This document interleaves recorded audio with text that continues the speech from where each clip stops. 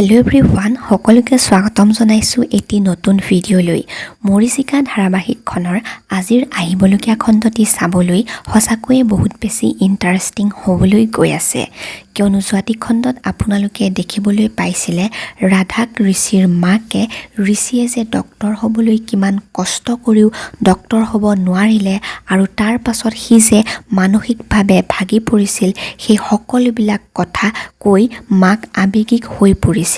আৰু সেয়েহে ৰাধাই ঋষিৰ ওচৰলৈ গৈ মই আপোনাক মিছা আশা নিদিওঁ, মই এগৰাকী ACS বিষয়া নোহোৱালৈকে বিয়া হ'ব নোৱাৰোঁ বুলি কৈ আহিছিল।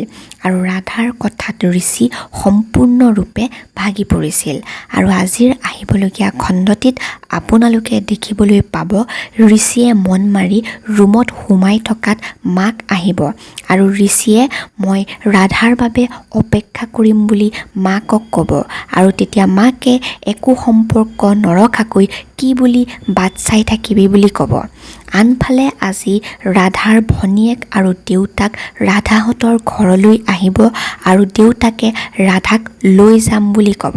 সেইবাবে ৰাধা ঘৰলৈ অহাৰ পাছত মাকে কান্দি কান্দি ৰাধাক সকলোবিলাক কথা ক'ব আৰু ৰাধাক তই মোক কেতিয়াও এৰি থৈ নাযাবি বুলি ক'ব। এতিয়া বাৰু ৰাধাই কি কৰিব বাৰু, এই সকলোবিলাক আপোনালোকে জানিব পাৰিব ময়ূৰপংখী ধাৰাবাহিকখনৰ আজিৰ আহিবলগীয়া খণ্ডটিত। সেইবাবে আজিৰ খণ্ডটি চাবলৈ খুবেই ভাল লাগিব।